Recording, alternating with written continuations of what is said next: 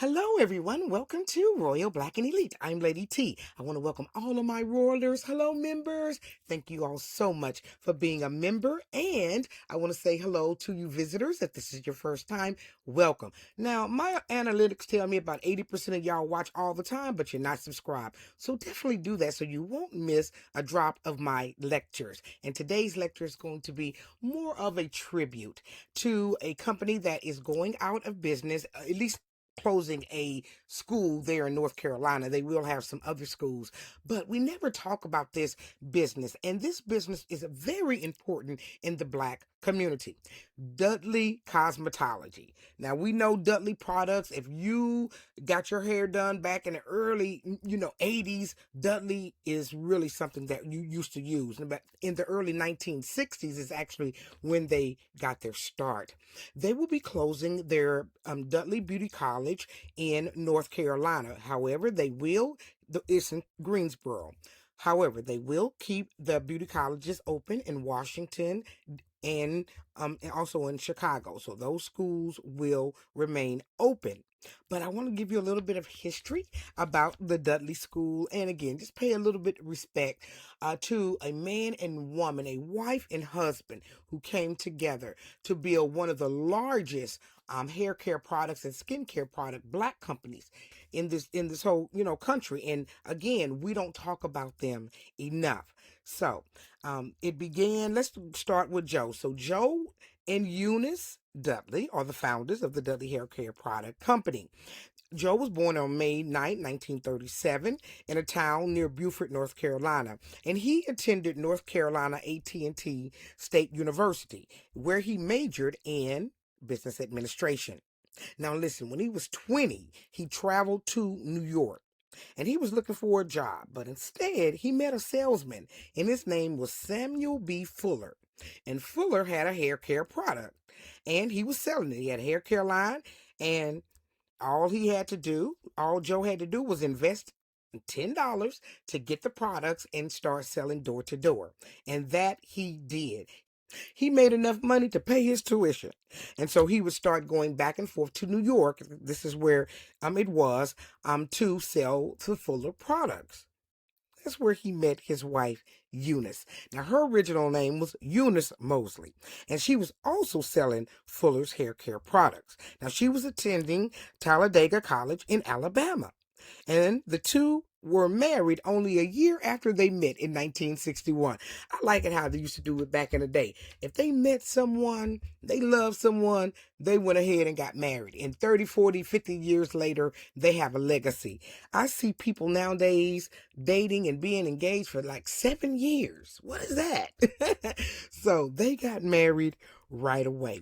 They have a daughter. Her name is Ursula Dudley Oglesby, and she is the one who handles the company now. So that's the daughter that they had. Now, after graduating with his degree in business administration, they both moved back to New York in order to sell these products, the Fuller products, full time. And they did really, really well. But after a while, the Fuller products began to lose their steam, and so he had to make a decision.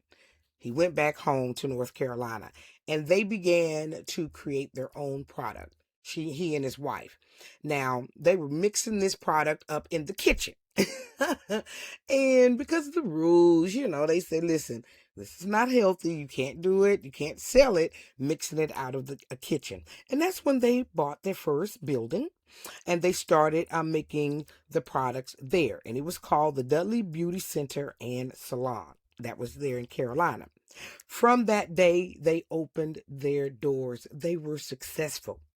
In only a few short years, by 1975, they had 400 salespeople.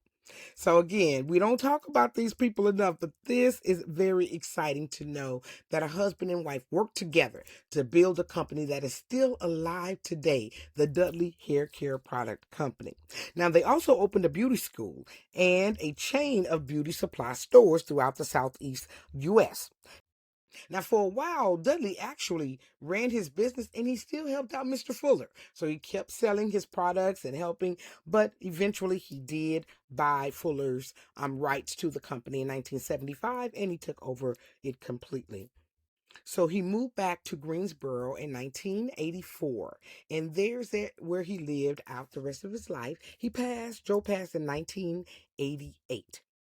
However, his wife continued to run the company very well. And she's now in her 80s. And during the interview, she just mentioned that it was time for her to step aside and to give the business over to the young people. And she also mentioned that some students were struggling to actually pay a tuition to go to school there. And so this is where we see her stepping away, but Ursula, her daughter, continues to run the company, but they also have schools in 8 other locations. So it's not like the company is closing, but that one in Carolina is closing, and it was a big part of the Carolina community. Now, they do about $6 million in sales, so again, kudos to them for opening doors for so many. They were actually featured in Chris Rock's documentary Good Hair in 2009, and it's just amazing that his business model was to market to salons rather than retailers. And you could not walk into a store and get a Dudley hair product. Now you may, like at Sally's Beauty Supply, you may be able to get some.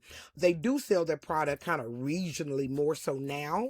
And then there's other players, of course, in the market. That's why you don't hear about them as much. But Dudley was really the first major hair care product that everybody knew about and everybody had.